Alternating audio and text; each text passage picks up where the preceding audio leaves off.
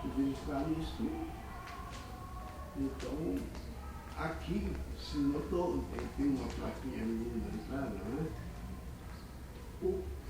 Isso é uma novidade, não como lugar de estudo, mas é verdadeiramente uma tentativa de um avanço para dilatar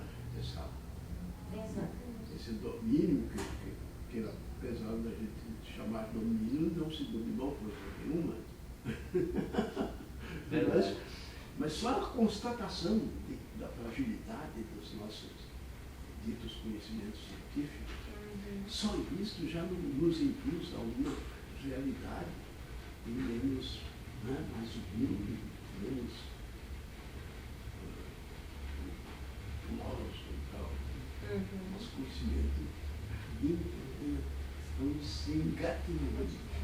E muitas vezes, para não dizer quase sempre, engatinhando em sentido errado. Não? Em sentido equivocado, em que nos induz a crença. E eu creio que a epistemologia, a lógica epistêmica, hoje no mundo, por aí, o mundo científico é aquele que se considera inserido nas pesquisas e nos achados da epistemologia, logos, tratar de estudo do conhecimento, estudo do próprio conhecimento. Mas para conhecer, tomar por ambiente de pesquisa justamente aquilo que ainda não temos ou que duvidamos dele, é uma tarefa terrível. Se a gente pensar muito nela, corre o risco de desistir. E é isso que tem um cansaço, uma exaustão, e aparecem avanços na tecnologia, né? E nos encanta. E avanços de alta qualidade. Agora, o que é que tem aqui me parece? Paulo, se eu estou equivocado, por favor, advita. Agregar este hepta, algo mais que o ser humano tem e utiliza e dele se apropria para seus avanços ou para dissipar as suas dúvidas, está agregado agora a isto que é próprio do animal. Porque somos um ser vivo, natureza do quê? Animal. Não é? E não sei quem é que nos deu de presente para incensar as nossas vaidades, que somos o único animal racional. Arranjamos uma placa para animal racional. E quando nos pegam em flagrante fazendo coisas que as outras espécies ditas inferiores de seres vivos fazem ou não fazem, nós nos orgulhamos que somos racionais. E eles não. Qual é a diferença entre o animal, o bruto, e o homem, e o Homo sapiens civilizado? É que nós somos racionais. Mas e eles? Não. Eles são, querem garantir a espécie. Não, eles querem sobreviver. Nós é que queremos garantir a espécie e sobreviver com avanços de dominação sobre as outras espécies. Ela, o reino do céu. Ora, se nós soltamos o lugar de destaque nessa pirâmide do saber, a nós compete dizer o que somos, de onde viemos, para onde vamos. Quais os valores que devemos generalizadamente defender ou rejeitar. quanta mania, desperdício, levamos comunidades inteiras rodando em círculo, mas depois, mas o que é isso, o que é não? Né? Nos privamos da água do rio Juí para abastecer a nossa cidade, ela só estava fazendo tratamento e tal, alegando que ela já vinha poluída, ela não sei o quê. Mas e onde que está uma outra que não esteja poluída? Ou que não nos veio pelo ar, pelo vapor, pela respiração. Então, isso aí entrou em domínio, e agora o Dr. Paulo vai falar o que são isso. Somos animais, somos. Mas somos diferentes eu acho que somos, por que não? Somos diferentes, somos mais avançados. Pelo menos não encontrei até hoje um quadrúpede que me desse no ouvido uma chance, olha, vocês parem com tal coisa que é bobagem. Nós, a espécie dos mamíferos, o quadrúpede, né? Colaboramos com vocês. Tal coisa é errada. Não encontrei ninguém. Mas nós nos vinculamos, né? O Homo sapiens. Enquanto animal, o Dr. Paulo explica. E esse animal dotado de alguma especificidade que o distinguiu, pode ser até um acaso, por que não? Porque se deixaram isolado um grupo, uma família, totalmente isolado, sem contato com ninguém. Volta lá daqui a 20, 30, 40 anos, o que tu vai encontrar? Uma relação deles, eles já se organizam. Brigam por causa de um alimento, brigam porque só tinham uma ou duas companheiras femininas para acasalamento e para aumentar a espécie deles, se defenderem de outros bichos. Mas, então há uma coisa própria do animal e há algo próprio do humano. O que não quer dizer que o humano seja o melhor. É possível até provar isso. A intensidade do mal que ele pratica, o homem, é uma intensidade cruel, terrível. Então, estamos pior do que o pior dos caranguejos, em certos aspectos. Mas é isso, Paulo. Fala para mim, né? Não, está bem, doutor Pedro Osório. Ela acompanha aqui o nosso trabalho, né? Saiba o que nos distingue dessa montanha de livros. Isso é uma montanha, o maior acervo da região. Mas quase todas as obras, nem todas, andam em círculo, avançam aqui e aqui, e aí chegam no mesmo lugar. Diz, mas o que é? É o conhecimento. Mas e o que é o conhecimento? O inglês diz, então não, eu não sei dizer o que é o conhecimento. Ora, se tu me diz o que é o conhecimento, tu tens algum conhecimento? A primeira resposta é, eu não tenho. Se eu tivesse, alguma coisa eu saberia dele, de meu parceiro, meu companheiro, de existência. No entanto, estamos tropeçando a todo momento em aquilo que nós ignoramos. Ou pior, que precisamos conhecer equivocadamente. Então, eu bato nessa martelinha, dizer coisa que eu ainda mandei em homenagem à nossa chega. Até bem pouco tempo, dizíamos os mais velhos, epistemólogos do mundo, do caminho do mundo, que os cisnes eram brancos, ou que os metais se dilatam pela ação do calor. Duas verdades científicas, não sei, a empiria. Então a ciência, esses avanços que tem, não combatemos isso, mas cuidado, nós não sabemos algo assim que descobrir o mundo, o universo inteiro ao infinito. Somos ceguinhos, mas nada impede que organizemos esse ambiente para poder falar.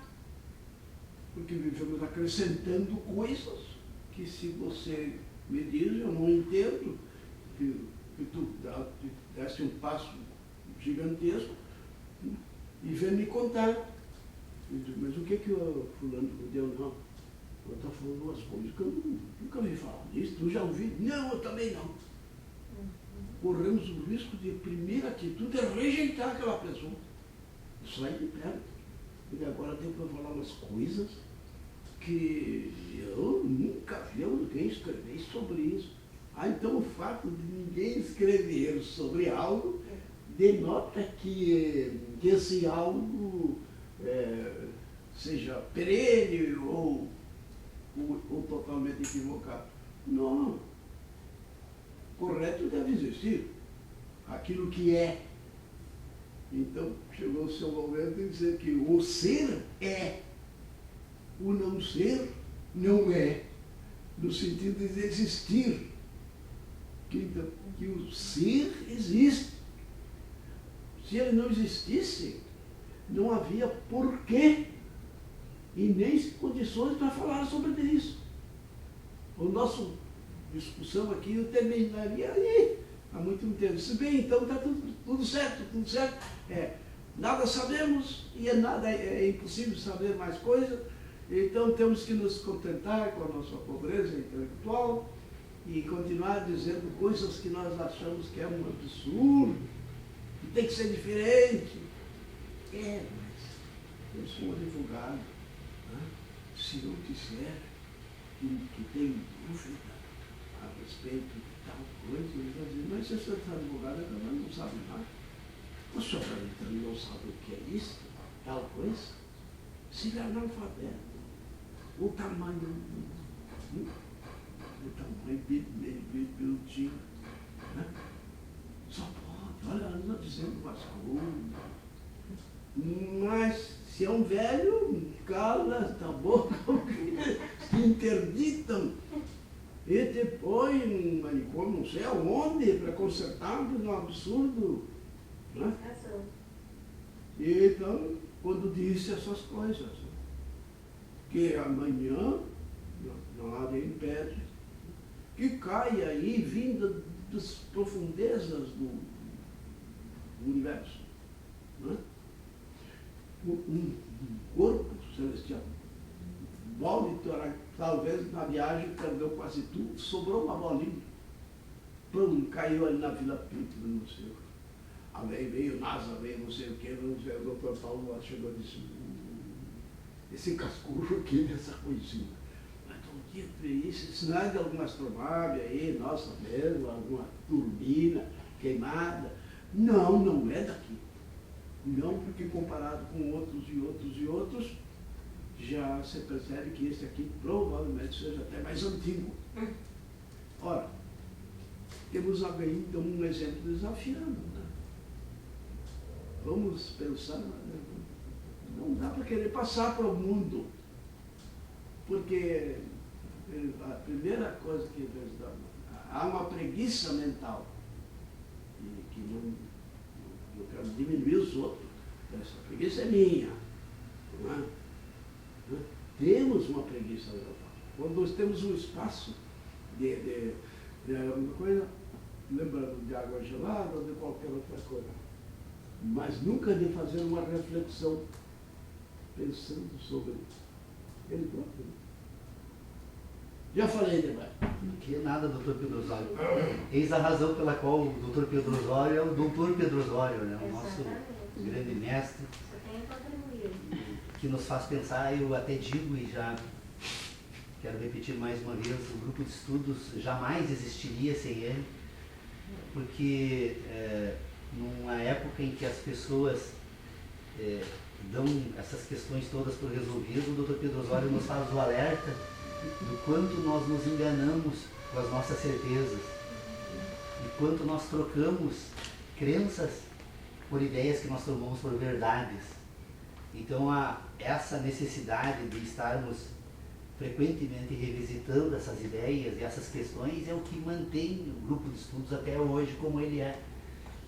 eu quero agradecer a existência do Dr. Pedro Osório e vou tomar dele uma frase que eu já ouvi várias vezes, dizendo que se o universo não tivesse, se o Dr. Pedro Osório não existisse, o universo teria o dever de inventá-lo, criá-lo para trazer até nós, para fazer as provocações que faz, porque são delas, na verdade, todo o resultado das ideias e das questões que estamos examinando aqui são por essas provocações. E se essas ideias são efetivamente as melhores ideias, se estão ou não corretas, elas pelo menos tentam responder algumas questões que o Dr. Pedro Osório nos traz aqui e frequentemente chama a atenção para não nos iludirmos, né, Dr. Pedro Osório? Então, realmente hoje, o senhor não imagina o quanto foram elucidativas as suas palavras. Nós estamos praticamente, vamos completar agora, dia 4 de abril, e está próximo, dia 4 de abril, vamos completar 9 anos de existência. E foi necessário todo esse tempo para conseguirmos, pelo menos, trazer algumas ideias novas para serem examinadas.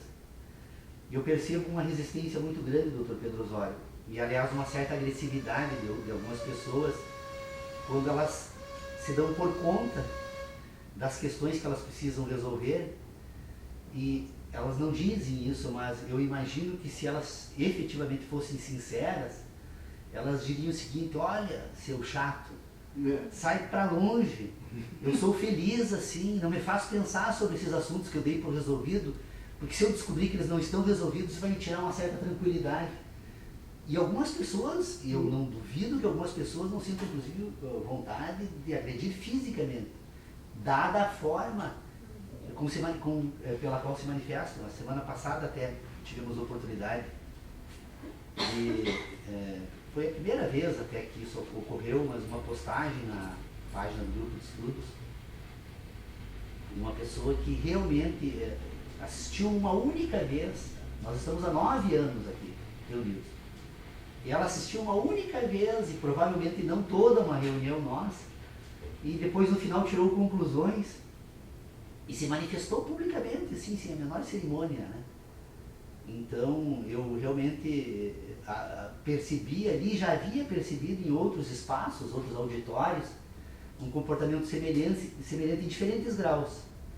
Então, eu acho assim, ó, que nós que estamos aqui nesse grupo de estudos, nos reunindo esse tempo todo, podemos até estar completamente equivocados com o caminho que estamos percorrendo e as ideias que estamos examinando e certas conclusões parciais que estamos tomando para poder prosseguir nesses estudos. Até podemos estar errados, mas pelo menos não aceitamos o comodismo de viver num mundo de ilusão e acreditar que ser feliz por isso é o único objetivo que nós temos enquanto seres humanos na vida e nesse planeta e nessa curta trajetória que é essa nossa, né? Ora, se formos examinar todas as questões que dizem respeito ao ambiente em que vivemos, ontem mesmo encontrei uma árvore e observando aquela árvore, eu digo: meu Deus do céu, essa árvore deve ter mais de 100 anos. Aí imediatamente me dei por conta quantas pessoas como eu estiveram aqui nesse tempo todo, né? A árvore está ali. E talvez, então, o quanto é curta a minha passagem aqui. Então, ora, se nós podemos efetivamente transformar essa nossa passagem num momento de reflexão sobre a nossa própria existência, quem sabe como ela poderia ser melhor não apenas para nós, mas para todos nós. Afinal de contas, diz o Dr. Pedro Osório agora há pouco aqui, nos consideramos superiores, submetemos, achamos que o fato de termos a capacidade racional nos distingue nessa natureza toda, nos dá autoridade moral para fazermos o que bem pensamos, porque na verdade, por não sentirmos adequadamente, agimos só pelo que pensamos, sobre o que somos e sobre o que fazemos no mundo, né? Então, Dr. Pedro Osório, olha, muito obrigado pela sua existência, pela sua capacidade de provocar, de fazer pensar, e eu me encanto com essa sua curiosidade, porque é dela que eu me oriento e busco inspiração para tentar ser um pouco Pedro Osório. Aliás, na verdade, quem sabe eu seja também hoje um Pedro Osório, um ser que, por uma riqueza desse universo maravilhoso, que se podemos dizer então que como causa inicial de tudo isso exista não um ser, mas um fenômeno que podemos ou ou algo que podemos chamar de Deus, Deus lhe fez para nós. Muito obrigado pelas suas palavras e por estar aqui. E eu quero, Dr. Pedro Osório, se o senhor me permitir também, já que eu infelizmente nas próximas 2 semanas não poderia estar presente no grupo de estudos, mas acredito que depois, já no dia 12 de setembro, vamos estar aqui novamente.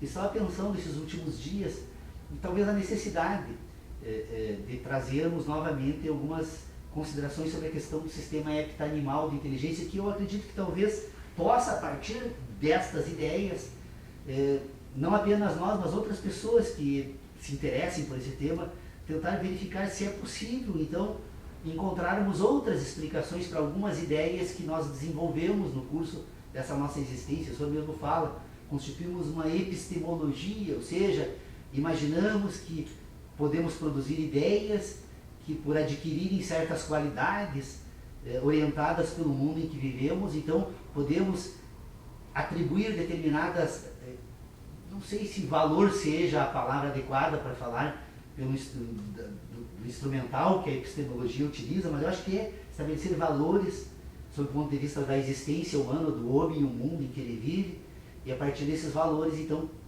ordenar um mundo natural e produzir algo que nós denominamos de conhecimento. Então, o conhecimento seria uma tentativa de valoração do mundo natural a partir de um sistema de ideias e que pudesse, então, ordenar esse mundo natural, ordenar ele em relação ao homem e, de certa forma, sobre das próprias relações do mundo natural, e dizer que, a partir daí, então, temos um conhecimento acumulado. Então, vamos introduzir esse ser que produz tudo isso nesse meio para verificar como ele pode produzir, então, ou quais são as relações que esse ser estabelece para permitir uma epistemologia, então, poderíamos dizer isso. Se nós formos nos comparar com os demais animais, ou os demais seres vivos, pode alguém achar que eu estou equivocado, porque eu acho que tudo que nós tomamos por ponto de partida tem que sempre ser colocado sob suspeição, se efetivamente esse ponto de partida é um ponto de partida, mas vamos imaginar então que o homem e os demais animais possam ter um ponto que seja tomado como um ponto comum entre os animais. Até poderíamos ir mais longe um pouco e dizer que talvez não apenas os animais, mas os seres vivos, porque eu acho que parto pelo menos dessa ideia que, de certa forma, não é possível cometermos exagero, porque se queremos encontrar um ponto de partida, então vamos retirar tudo aquilo que não seja necessário para tratar exatamente somente aquilo que se quer tratar. Nesse sentido, então, apenas, eu poderia dizer que a ameba, que é a estrutura que se apresenta no mundo natural como portadora de vida, né? Que, pelo que conhecemos, então, desse mundo natural, a ciência, pelo menos, daquilo que nós denominamos de conhecimento acumulado, nos dá, esta estrutura mais elementar, então, ela se apresenta com algumas características que, se nós formos examinar o homem, então, que estaria também, segundo pensamos e conforme organizamos esse tema que chamamos de conhecimento, o homem se apresenta em certo sentido, o homem e a ameba têm um ponto em comum. Algo que os dois, se forem examinados, eu acredito que talvez não encontremos ninguém que estude esse tema que negue esse fato. Tanto a ameba quanto o homem são coordenados por uma instrução que não sabemos de onde vem, mas que determina a ameba que busque sobreviver a qualquer custo. Ela precisa sobreviver para se manter como ser vivo. Se ela não proceder dessa forma, ela perde a característica, se transforma numa pedra, né? Pedra, um elemento da natureza, que se mantém, então, sem animação. Quando esse elemento da natureza adquire a animação, que é a vida, ele busca a sobrevivência. Há, inclusive, estudos que dizem que há cristais na natureza que buscam, então tem uma característica semelhante, não estou dizendo, não trouxe o cristal, só fiz referência, é a ameba o objeto de estudo aqui. O homem também se nós examinarmos sob essa mesma ótica, vamos perceber que também se coordena por essa instrução. Ele busca sobreviver a qualquer custo. O homem é animado e a animação lhe permite a busca da sobrevivência. Bom, encontramos então algo que vai distinguir nesse mundo da natureza esse âmbito então do mundo da natureza que eu agora pretendo prosseguir nessa investigação. Ou se nós formos então verificar agora uma outra característica que vamos encontrar também na ameba e também no homem, nós vamos perceber que essa estrutura orgânica está permanentemente em um processo de reprodução. A ameba, dizem, eu não sou um estudioso desse assunto, mas uma seção naftalina lá do ensino fundamental, né, ela se divide por um processo chamado de meiose. Meiose. Mas está permanentemente se reproduzindo enquanto ameba, e essa característica que a mantém então como um ser vivo. O homem, sei lá a quantidade, não podemos dimensionar essa quantidade de reproduções orgânicas que ocorrem desde o momento em que as informações genéticas do homem e da mulher se reúnem pelo óvulo e pelo espermatozoide. Desde esse momento, essa estrutura toda está permanentemente se reproduzindo, e é uma reprodução tão complexa, tão orientada por instruções naturais que não sabemos de onde vêm, mas que existem, vamos perceber que elas existem, e essas instruções vai transformar então essas duas características, o óvulo e o espermatozoide, pelo processo da fecundação, naquilo que somos. Isso se dá porque há um processo permanente de reprodução. Então nós temos essas duas questões que permitem então separar do mundo natural aquilo que nós vamos denominar então de vida, ou de seres animados. Bom, nesta cadeia toda então, que se encontra nesse ambiente da natureza, nós vamos perceber que nessa cadeia toda então tem diferentes estágios em que esses processos se dão. Na ameba, um estágio absolutamente rudimentar, mas talvez o mais importante de todos para os nossos estudos, porque é aquele que apresenta os caracteres mais particulares, e até para podermos entender que instrução é essa, de onde vem essa instrução que manda, ou que orienta, ou que anima a ameba a buscar sobrevivência e a se reproduzir. Talvez ela seja a cadeia mais importante, e não o homem, para podermos prosseguir nesses estudos, né? Com segurança, porque enquanto não conseguirmos examinar na totalidade o que é possível examinar em relação à ameba, quem somos nós para examinar o homem, né, em relação a esse aspecto? Podemos encontrar processos parciais, e aí temos a medicina, que com certeza intervém em determinados momentos desse desenvolvimento orgânico, promove dessas intervenções algumas ações, reações, e destas reações obtém benefício para o homem, mas eu tenho certeza que médico algum, que estudioso de qualquer área da ciência da natureza humana, vai dizer que conhece todos os processos que permitem que o homem seja o que é. E estamos buscando isso e talvez jamais vamos conseguir responder na totalidade, embora consigamos algumas avançar, e avançamos muito em várias questões do que dizem respeito a isso. Então, essa questão de identificar esses dois caracteres nos permite, então, dimensionar agora, quando formos examinar nesta cadeia toda o homem, que é o que nós estamos fazendo aqui nesse grupo, então, de filosofia, nós vamos perceber, então, que o homem, ele tem duas instruções da natureza que lhe submetem totalmente, e que ele precisa entender de que forma isso se processa para tentar depois identificar de que forma isso vai resultar naquilo que nós vamos denominar de racionalidade. Mas o certo é que o homem busca a sobrevivência. Ele busca a estrutura orgânica humana, está permanentemente buscando sobreviver. E essa sobrevivência, ela não é apenas algo que se dá no plano da racionalidade, ela é algo que se dá no plano da sua estrutura orgânica. é uma instrução orgânica que anima o homem e que tem origens que desconhecemos, mas que faz com que o homem sobreviva e busque sobreviver a qualquer custo. E aí vamos encontrar um exemplo bem simples, embora possamos falar de tantos outros.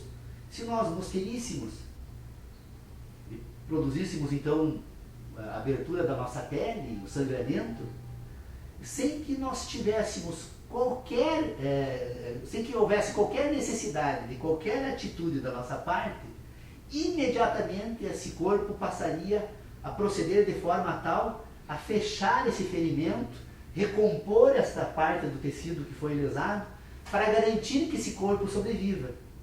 Há algo na natureza que está fora da nossa capacidade de dominar e de decidir sobre isso, que age de forma natural e que faz com que a estrutura orgânica então esteja permanentemente processando uma série de ações para permitir que essa estrutura se sobreviva. Nos alimentamos, meu corpo me consulta, jamais me consultou para saber o que vai fazer com as vitaminas que eu introduzi no meu corpo por meio dos alimentos. Ele sabe perfeitamente o que deve aproveitar e sabe perfeitamente o que deve descartar. E sabe perfeitamente aquilo que ele aproveita, quais as regiões que vão ser aplicadas. Então eu tenho uma estrutura orgânica que está permanentemente nesses processos naturais de busca de sobrevivência.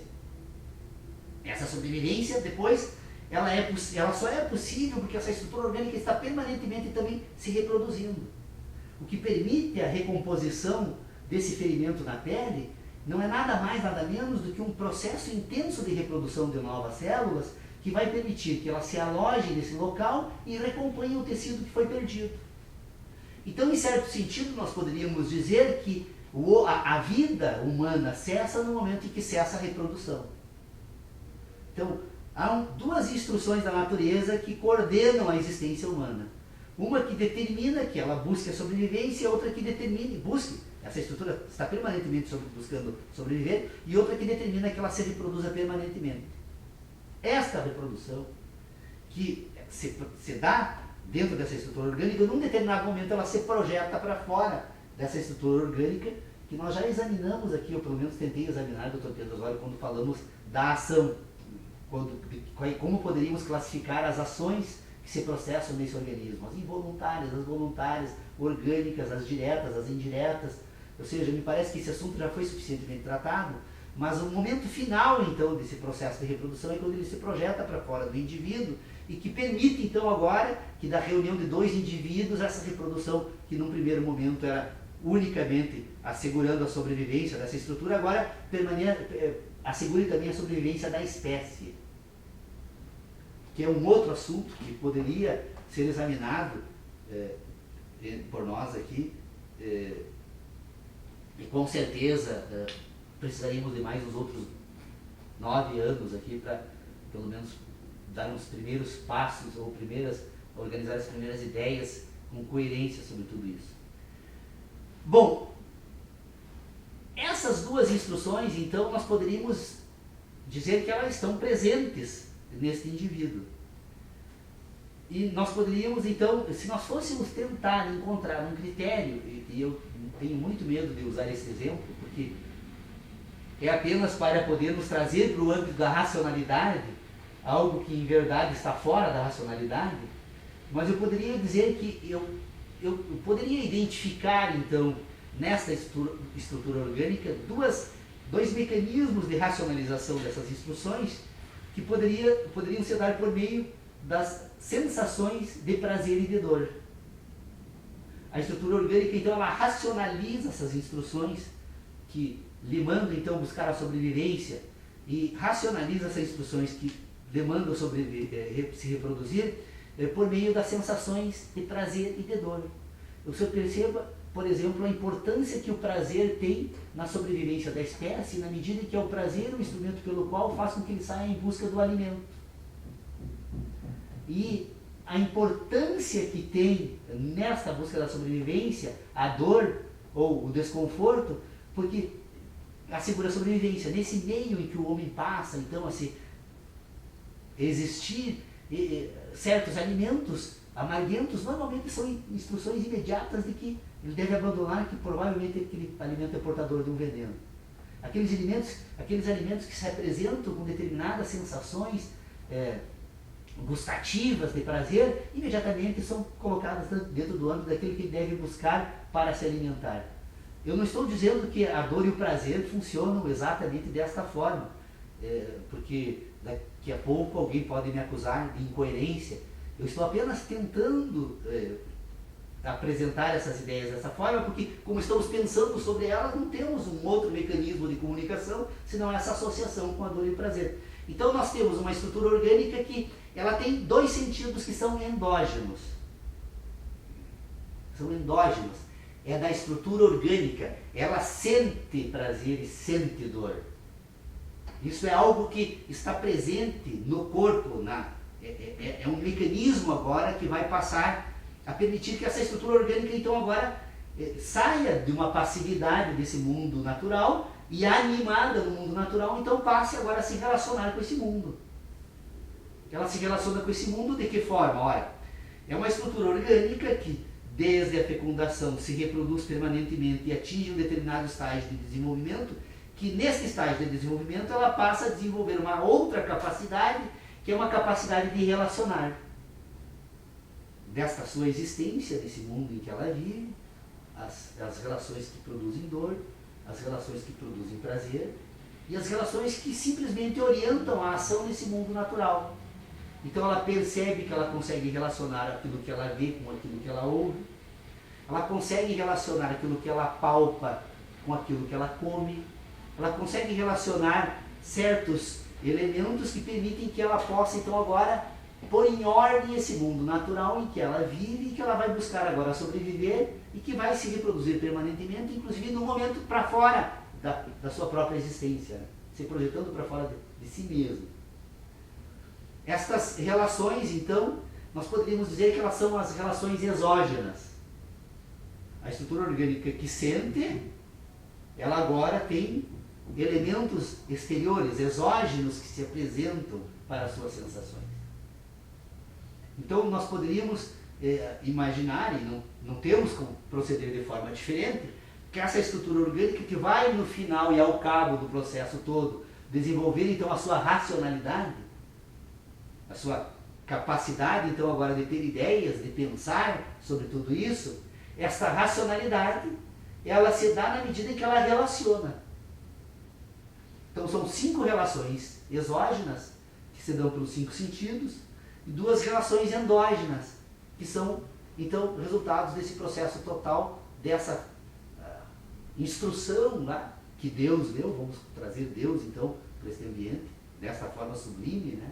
Como a causa inicial, não como um ser, especialmente jamais um ser que cobre algo do homem, né? Não se fala de Deus dessa forma aqui. Deus como a causa inicial da existência, então, que anima tudo isso. Estas relações, então, que são 5 relações exógenas e 2 endógenas, elas passam a desenvolver aquilo que o homem vai constituir no curso da sua existência como a sua racionalidade. Eu acho que a ideia aquela de universo, mundo e razão, que também eu imagino que nessas discussões que fazemos aqui não encontrei ninguém que objetasse com relação a isso. Então tomo, para mim, como questões que eu tomo como pontos certos nesse sistema de relacionamento, é que esse universo tem que ser tomado como uma totalidade. O que é o universo? O universo é uma totalidade. Mas o que você me diz desse universo, então, totalidade só não basta, porque, olha, o universo é o todo. Não, uma totalidade em movimento. O universo é uma totalidade em movimento, e na medida, então, que essa totalidade em movimento é ordenado pelas sensações humanas, essa totalidade em movimento que perde, então, a ideia de totalidade, agora passa a ser uma parte desse universo, que é o mundo do homem. O mundo do homem que ele produz, então, relacionando. E relaciona sensações. E não relaciona 5 sensações, relaciona 7 sensações. Porque ele precisa tomar em consideração, porque senão nós vamos jogar o homem fora desse ambiente, e aí não tem sentido um sistema de ideias que não considere o homem, né? Este homem que vai ser tomado em consideração, então, é um homem que relaciona sensações endógenas Porque ele sente dor, sente prazer, é o que permite ele ter noção da própria existência quando ele sente dor. Tanto que os céticos, quando eles se enraivecem, né? O ceticismo, na verdade, é uma doutrina, e uma doutrina do Dr. Pedro Osório, cada vez me convenço mais que o ceticismo ele foi produzido. Aqui, ou seja, os próprios sistemas que produziram aquilo que nós denominamos de conhecimento, produziram também as objeções para convencer o homem. Não pense. Você não vai chegar a resultado algum. Se submeta às minhas ideias. O ceticismo, então, é uma doutrina de dominação. Porque quando não aceitamos, quando o ceticismo é um método de investigação. Pôr em dúvida tudo aquilo que estamos tomando como ponto de partida é uma necessidade, sob a pena de, ao invés de desenvolvermos sistemas filosóficos, desenvolvermos ideologias, é o que nós mais temos, aí são ideologias. Pessoas que produzem e vendem ideias e convencem legiões de pessoas das suas ideias. Então o ceticismo é um método, só que o ceticismo foi transformado numa ideologia, porque na medida em que o indivíduo desiste de buscar respostas, ele necessariamente vai ter que buscar respostas prontas, alguém vai ter que lhe dar as respostas, porque ele precisa de respostas. Nós aprendemos, afinal de contas, a pensar, e, portanto, essa capacidade de pensar precisa de respostas. E o que? A capacidade de pensar, ela deixa de se autolegitimar. Então, fechando esse parênteses, apenas impertinente, porque acabou desviando um pouco aquilo que eu estava examinando, mas voltando então agora a essa questão da constituição desse ambiente de inteligência, que nós denominamos de racionalidade, esse ambiente de inteligência ele é desenvolvido na medida, então, em que essa estrutura orgânica que sente prazer e dor relaciona, né, por meio desta capacidade, esse mundo natural que se apresenta pelos 5 sentidos.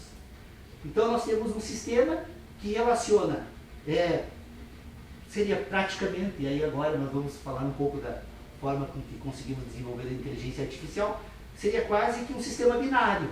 Prazer e dor, classificado na medida em que se apresenta algo. Então nós temos um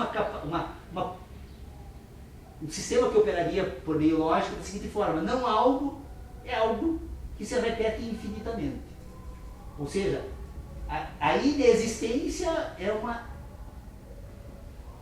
contradição, usar uma palavra absurda, mas para tentar, porque é difícil trabalhar com ideias orais, verbalizar esse tipo de coisa. Mas então a impossibilidade seria uma repetição infinita. E a possibilidade seria uma repetição contingente. Então, não algo seria uma repetição infinita. Algo, uma sucessão. Então, sempre que nessa estrutura orgânica de inteligência algo se apresenta, esse algo agora, então, ele é heptarrelacionado. Ele vai ser relacionado nessas 2 categorias. São 7 relações que se dão entre 2 endógenas e 5 exógenas. Eu nunca fiz os cálculos matemáticos de como isso poderia se operar, mas obviamente que ela é um sistema heptanimal.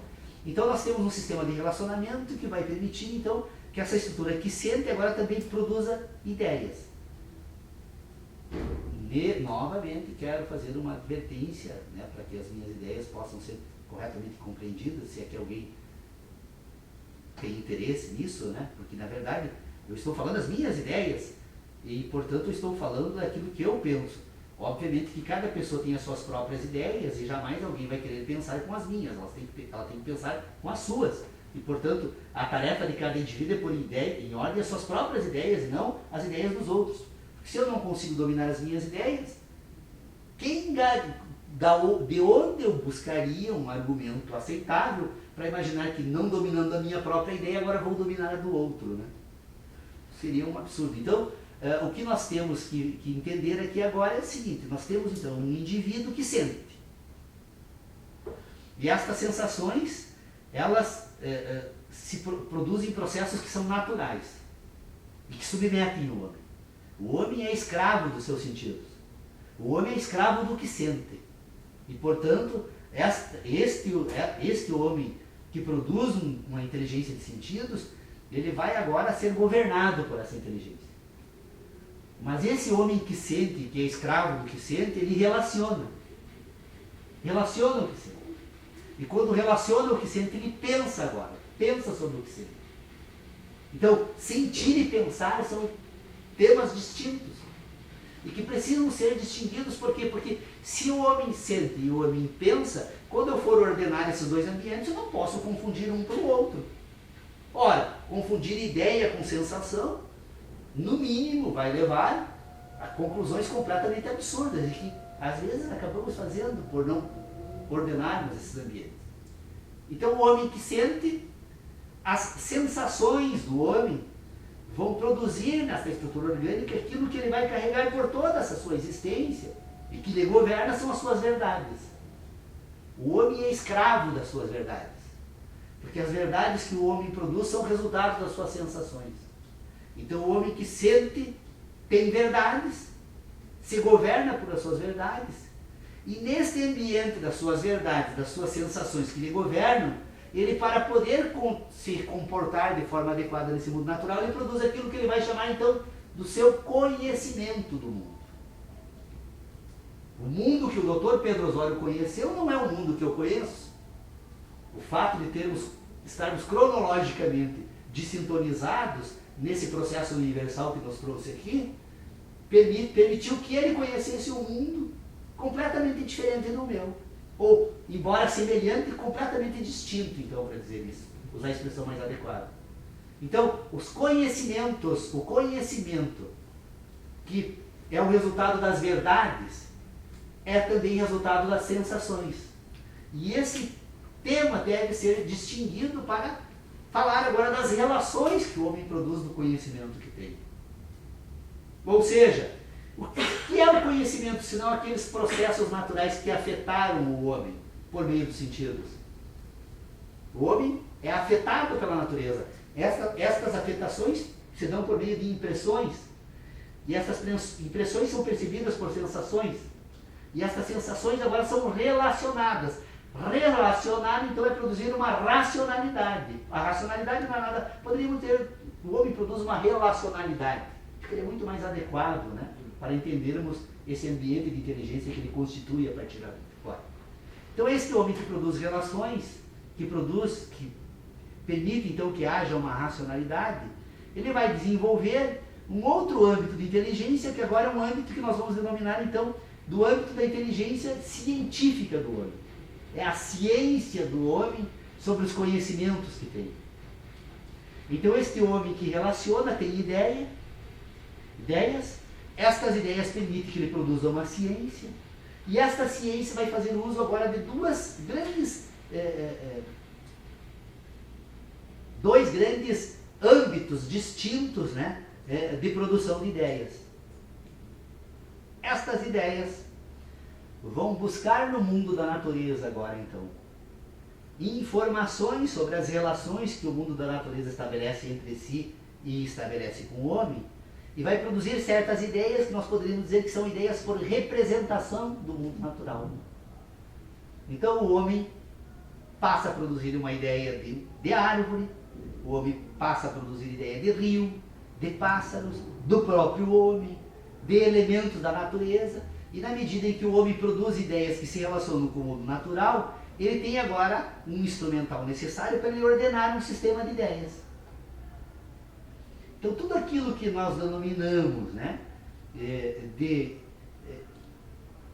tudo aquilo que nós produzimos, que o homem produz, que são ideias, que tem como representação o mundo natural, ele vai produzir agora um sistema de representação. Ora, esse sistema de representação, que são ideias que pegam emprestado o mundo natural como modelo, elas são ideias do mundo natural, não é o mundo natural. O mundo natural continua se comportando segundo processos e causas que desconhecemos, e que, por mais que tentemos ordenar o mundo natural, toda vez que vamos verificar essas ideias, das representações que ela busca emprestadas do mundo natural, nós vamos perceber que esse universo que se move se transformou. O Dr. Pedro Osório, que eu falo, é um Dr. Pedro Osório de agora, mas o Dr. Pedro Osório, que foi meu professor, o Dr. Pedro Osório completamente diferente. Eu lembro da vitalidade do Dr. Pedro Osório, provocando, falando lá sobre equidade, né? Nas aulas de direito comercial, Então eu não falo, o Dr. Pedro Osório não é o mesmo. A ideia do Dr. Pedro Osório se transforma todos os dias, porque afinal de contas, a cada dia que ele se apresenta para as minhas ideias, ele se apresenta transformado.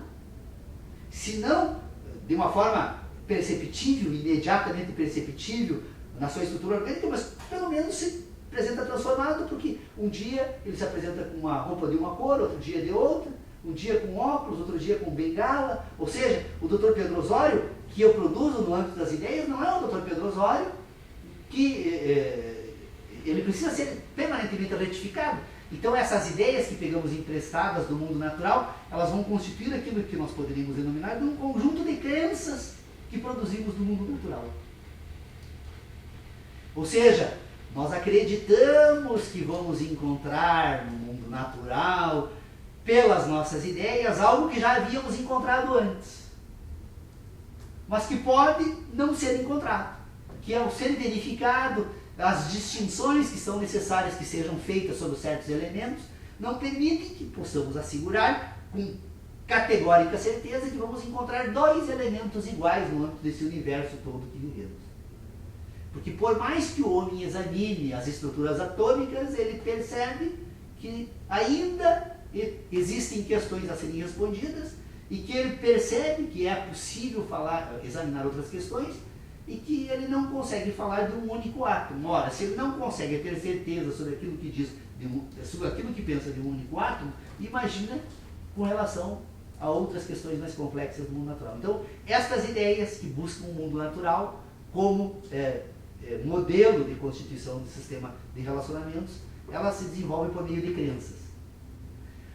Mas este sistema que permite, então, que faz com que o homem, na medida em que aprende a relacionar, permite que ele desenvolva então, uma capacidade racional ou de ter ideias, de produzir ciência, neste mesmo ambiente ele consegue produzir algumas ideias que não precisa sair buscar emprestado no mundo natural nenhum modelo. O homem consegue, por exemplo, produzir um sistema de ideias que nós poderíamos dizer que são ideias puras, que são ideias que não precisam de empréstimo do mundo natural e, portanto, elas vão desenvolver agora um ambiente pelo qual o homem pode ter algumas certezas. Que ambiente que o homem pode ter certezas? No ambiente da matemática. Todos os homens deste planeta, reunidos em qualquer lugar, se forem refletir sobre as grandezas, olha eu agora introduzindo uma palavra absolutamente inútil e desorganizadora. Se os homens reunidos forem refletir sobre as suas ideias matemáticas, todos chegarão às mesmas conclusões. Todos concordarão que se utilizarmos o nosso intelecto de uma certa forma, em um certo sentido, todos nós conseguiremos obter os mesmos resultados. Portanto, nós temos agora um ambiente que produz ideias e que produz certezas. Mas nós temos que ter claro isso, de que este ambiente que permite ter ideias, que permite ter certezas, junto com as nossas certezas, nós temos então, de uma forma completamente confusa, também as nossas crenças. E nós acabamos tomando certezas por crenças e crenças por certezas. E o pior, acabamos confundindo certezas com crenças com as nossas verdades, com o nosso conhecimento.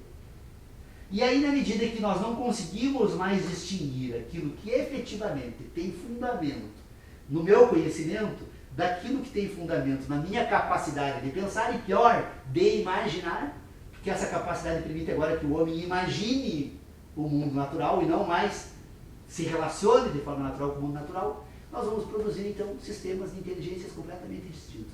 Eu só trago, para concluir, assim, eu infelizmente me empolgo e assumo. Aliás, a crítica que foi feita a semana passada por uma pessoa que vou tomar muito em consideração as palavras escritas ali, até para conhecer melhor as pessoas e o ser humano e o mundo. Ela me acusou de falar o tempo todo. Ficaram todo mundo assistindo, Paulo, mas infelizmente peço desculpas, então. Mas é a empolgação e a tentativa de expor o sistema do início ao fim, porque ele é complexo, se levou 9 anos para ser pensado. Imagine alguém que eu vou conseguir explicar em uma palavra, Shazam, pronto, está resolvido. Não é assim, né? Ela precisa de uma exposição. Então o que eu quero dizer sobre isso é isso. Se nós vamos efetivamente então, seguir adiante nas tentativas que estamos fazendo de examinar a inteligência por conceitos, que foi o tema tratado na última reunião, na penúltima, na antepenúltima, se nós vamos nos aventurar a examinar esse tema, nós temos que aceitar pelo menos como ponto de partida metodológico para mantermos então esta coerência com aquilo que foi trazido até agora aqui. Vamos utilizar como método esse reconhecimento de que o homem sente e o homem pensa. Infelizmente, as pessoas reagem assim até de uma forma que eu acho muito estranha, assim. Não vou adjetivar, porque posso cometer injustiça, mas uma boa parte das pessoas, quando eu digo que é necessário separar ideia e conhecimento, ou ciência e conhecimento, você está errado, eu nem vou mais discutir contigo. Bom, é impossível. É o método que eu utilizo e que permite fazer todo esse percurso coerentemente. No momento em que esses dois âmbitos não forem separados, não é mais possível levar adiante esse estudo. Não é mais possível falar de um sistema de inteligência por conceitos para mim, porque a forma que eu penso, ela toma esses pressupostos. Então, eu acho interessante se a gente pudesse voltar a tratar desse assunto, porque a filosofia analítica, que é a que vai permitir, então, estabelecer as relações, que permite constituir um sistema de inteligência por conceitos, que é o que produziu tudo aquilo que nós temos hoje por filosofia, e que, portanto, precisamos separar, porque o grande problema do filósofo atual é que o filósofo atual reconhece que não consegue entender como pensa, e, no entanto, pensa, e não apenas pensa, mas imagina que eu devo ainda ensinar o que os outros devem pensar. Ora, se eu não posso explicar como penso, com que autoridade penso eu que vou dizer como devem pensar os outros? Da onde eu busco essa autoridade? Né? Então é isso que eu gostaria de dizer. A manutenção do método esse, Dr. Pedro Osório, para podermos então nos aventurar nesse terreno da linguagem, que efetivamente é o meio que utilizamos para fazer o que estamos fazendo aqui, mas que quando formos examinar o que estamos utilizando, realmente esse, podemos usar aquela, como é que eu poderia utilizar, parábola, né, bíblica, né, nós aí estamos todos numa torre de Babel. Não há mais comunicação, porque efetivamente nós precisamos saber como produzimos conceitos, porque se não sabemos como produzimos conceitos, e aí para sabermos como produzimos conceitos, vamos ter que fazer esse exame da epistemologia, portanto, de que forma ela vai buscar aquilo que ela chama de valor. Ora, o que é o valor senão o que sentimos? Porque sem sensação não há valor e, portanto, não há um valor, uma pauta de valor que tu vai buscar lá. Bom, vamos buscar valor. Então vamos lá pegar